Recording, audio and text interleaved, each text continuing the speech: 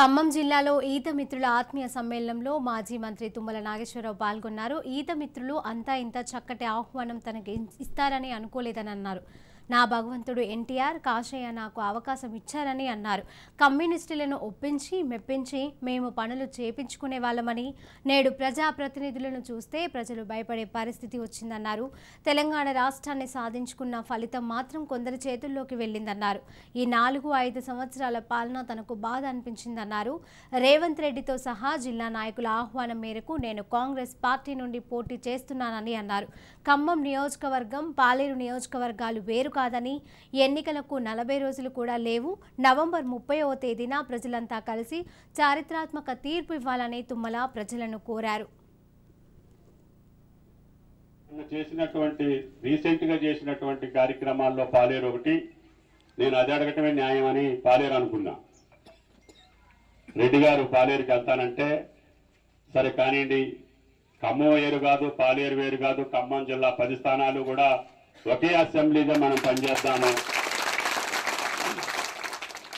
ఇప్పుడు మీరందరూ జిల్లాకి అన్ని ప్రాంతాల నుంచి వచ్చిన వాళ్ళు ఉంటారు, అన్ని గ్రామాల నుంచి వచ్చిన వాళ్ళు ఉంటారు, అన్ని నియోజకవర్గాల నుంచి ఇక్కడ ఖమ్మం ఏదో ఒక వృత్తిలో స్థిరపడి ఎమ్మటున్నటువంటి మీకు అన్ని నియోజకవర్గాలు గెలవాల్సినటువంటి అవసరం ఉంది.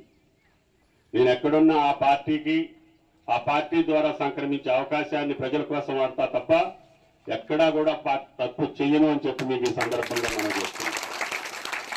కాబట్టి మీకుంది కొద్ది సమయమే, ఇంకా 40 రోజులు కూడా లేదు. 30వ తారీఖు నవంబర్న ఒక చారిత్రాత్మకమైనటువంటి తీర్పుని మీరు ఇవ్వాల్సినటువంటి అవసరం ఉంది. తప్పకుండా ఇటువంటి శక్తుల్ని దూరం పెట్టాలి. ప్రజల యొక్క మనసుల్లో ఉన్నటువంటి కోరికలు తీర్చేటటువంటి ప్రభుత్వాలు, అధికారం ఉండాలి.